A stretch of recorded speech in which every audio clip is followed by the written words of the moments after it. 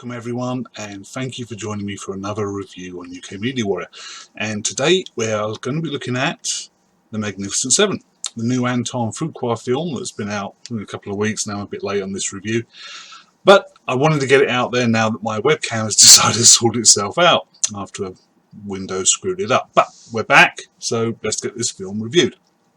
Now, for those of you who, like myself, love the original, went into this film with 50-50. I've looked at the trailers, very impressive action scenes, which is pretty much all the trailers were, a couple of one-liners thrown in there, typical Anton Fuqua film, typical of Training Day, The Equalizer, two of his best known and best films. But this film didn't hit me on all cylinders. Yes, it's a fantastic popcorn, sit back, turn your brain off, watch the action western. That's what it is, and that's what Anton Fuqua does best. So if that's what you want, then you're going to love this film, because that's exactly what it is. And it was a fun film. It's very, very much a fun film. I enjoyed it, but it's not as good a film as the original John Sturges Magnificent Seven with Yul Brynner and Steve McQueen, which this Magnificent Seven, the Anton Fuqua one, is a remake of that, but the Yul Brynner one was also a remake of Kurosawa's The Seven Samurai, which in and of itself is a classic film, and I would tell anyone who liked the original Seven, or even this Seven, to find a copy of Kurosawa's The Seven Samurai and watch that. It is a fantastic film, absolutely amazing. I intend to do a review of the original Yul Brynner 7 at a later date, probably in a couple of days. So we'll concentrate on this one for now. Now, why it didn't hit on all cylinders for me is basically it didn't spend enough time with the characters. There isn't enough character development. Now, a lot of its defenders have said, well, you don't need a lot of time to build up your characters in a popcorn action film. Well, yes, I can understand where they're coming from, but needless to say, some character development is good for a film. If you don't care, if you don't connect with the characters, you don't really care what happens to them at the end. Now, this is a spoiler review, so for those of you who haven't seen the film yet, go and see it and come back. But obviously, as with the original Seven, some of them in this film do die. Now, you would feel more for the characters who died if they'd have built up their characters along the way. The original film managed to do that in exactly the same time as this one did. The original film is 2 hours 10, this film is 2 hours 3 minutes. So it's almost exactly the same running time, but this film basically just wasn't interested in character development. You got a little bit for Chris Pine. You got a little bit for Denzel Washington, even more so for Denzel towards the end. And you got quite a bit for Ethan Hawke's Goodnight Robichaud. Now, this is something else. Chris Pine and Denzel Washington are the two leads in this film. These are the ones who were pushed forward in all the posters, in all the trailers. These are the two guys you see. But for me, Ethan Hawke stole the film. In every scene he is in, his character is the one that you connect with. There's more going on with him. He is more interesting. And you feel it when he dies. And this brings me to another point. It's a very sore point with a lot of people. A lot of people have ignored this. A lot of people have said it's a benefit for the film. But this is my review, so I'm going to say it how I see it.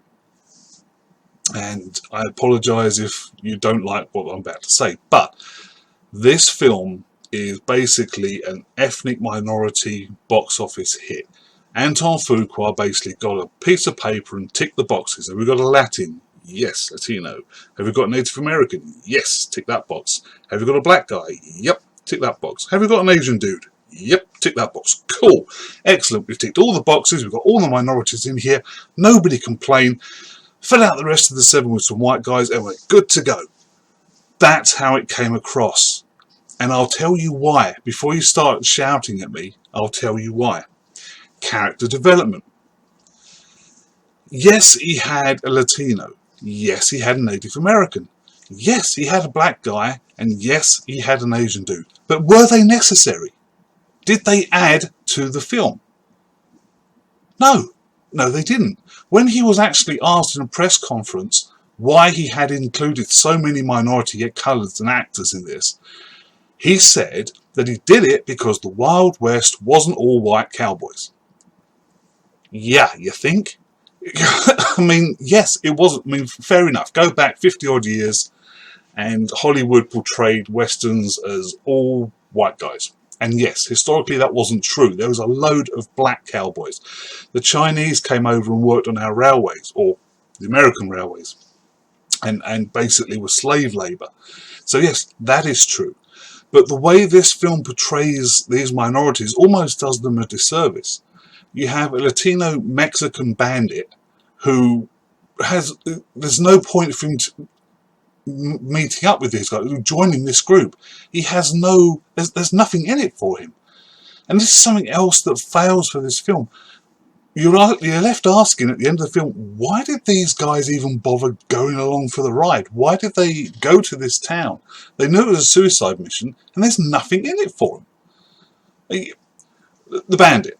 Okay, you meet him, and he joins because Denzel Washington, who's a black bounty hunter, tells him, well, why don't you come along with me? And if you survive, that's one less bounty hunter on your track. Really?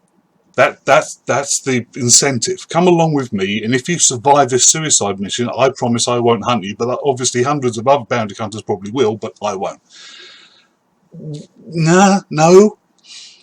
You have a Native American guy, Red Harvest, who basically turns up, meets Denzel Washington, who happens to know some Comanche. They talk for about 2 minutes. They share a raw heart, which they both eat. And then Denzel Washington turns around and says to the group, okay, he's with us. Why? Supposedly he's left his tribe because he's been told he has to seek a different path. This is a Native American, which at this point in American history, Native Americans were being hunted down and wiped out by the white man. Why would this guy want to join this group of mostly white people at this point to protect a town that's 90% white people? It doesn't work, and it's obviously doesn't work. Add to that, Vincent D'Onofrio, who is fantastic in this film, plays a tracker and a scalper who hunted down Native Americans, killed them, and scalped them for the government. He's in this film. This Native American knows what he did, and yet they hang out like buddies. And as for the Asian guy, Billy Rocks is the character's name.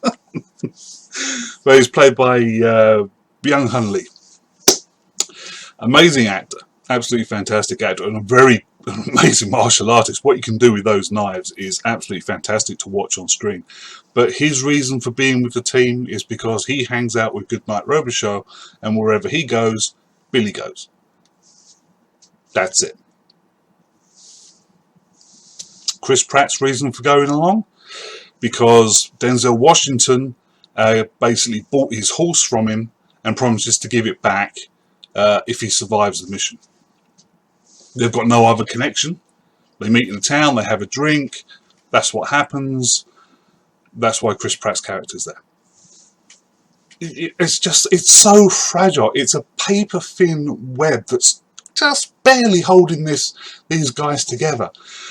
But when you sit down and look at it and think about it, it just falls apart. And that is a major plot hole in this film for me.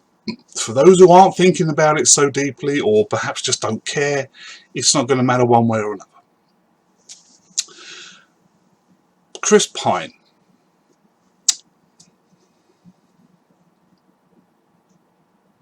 Chris Pratt even. God, I've been calling him Chris Pine. How did I get those two mixed up? Chris Pratt. Ugh.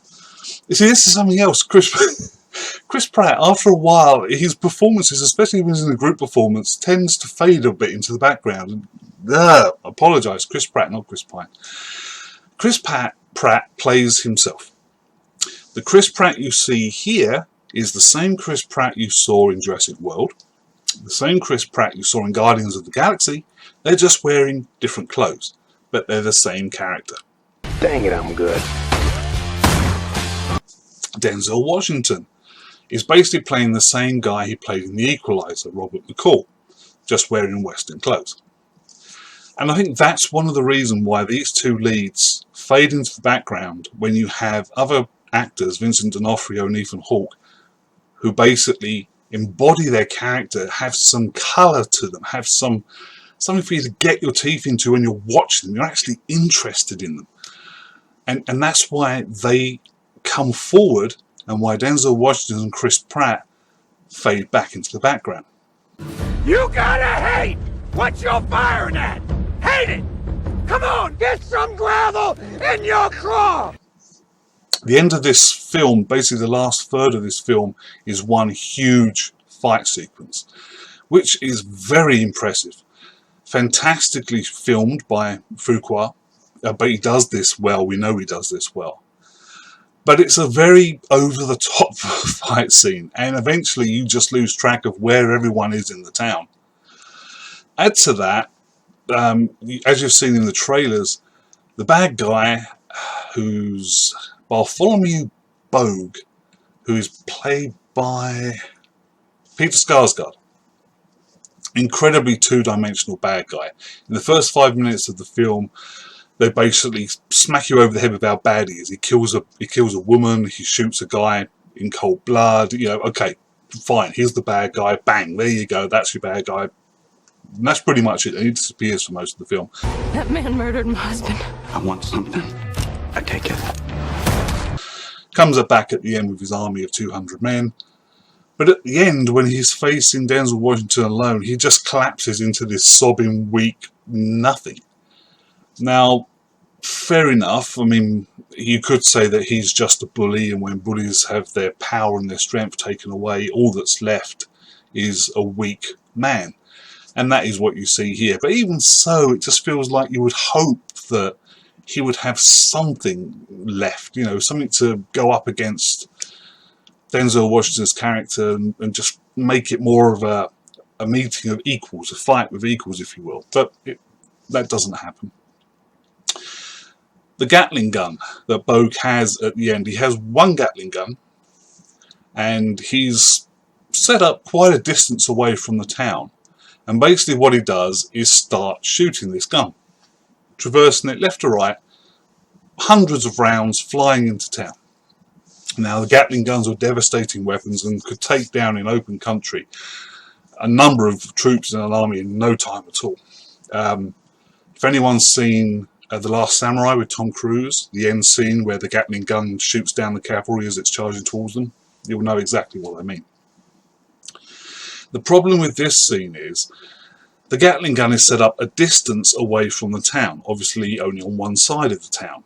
And yet when it starts firing, no matter where people are in the town, bullets start hitting walls, doors, windows, the ground. No matter where you are, whatever room, whatever building, where you are in the streets, wherever you are, this machine gun, this Gatling gun, seems able to shoot through buildings, through concrete walls, you know, rock walls, and hit buildings on the other side of town. No. I'm sorry. No. Gatling guns back then were in their infancy. You know, they'd just been developed as a proper army tool. They were not that powerful. They may well have covered the distance that you see in the film between the Gatling gun and the town, but by the time the bullets reached there, they wouldn't have the power to punch through a wall. And if it did have the power to punch through one wooden wall, it certainly wouldn't have the power to go through the other wall out into the street and kill someone. So all the good guys had to do was move to the other side of town, wait out the Gatling gun, and then come back out and kill the bad guys.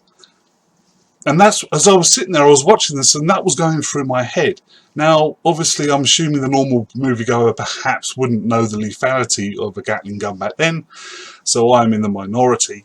But I would think that even if you didn't, you'd be watching this and you would be seeing these bullets whizzing through whole buildings and killing people on the other side and thinking to yourself, will you really be that that powerful? Really? You know, unfortunately, that's how it came across to me. There are also, in the first 2 acts of the film, a few scenes where it just seemed to drag, where it got boring. There are some beautiful cinematic, large panoramic shots of the scenery, which are fantastic and let you know you're in a Western. Some of the scenes where you first see the 7 fighting together, when they first ride into town and there's about 8 to 9 bad guys who have been left in town to keep the populace under control, and the 7 turn up and basically take them out in 5 minutes flat. It's a pretty impressive fight scene, and like I say, it's fun to watch. Quite a batch of strays. This is not going to end well. But you don't spend much time with the townsfolk. You don't bond with them, other than the lady who comes out to hire the 7 originally, Hayley Bennett, who's a great actress in this, and to give her points, she really does play her character well.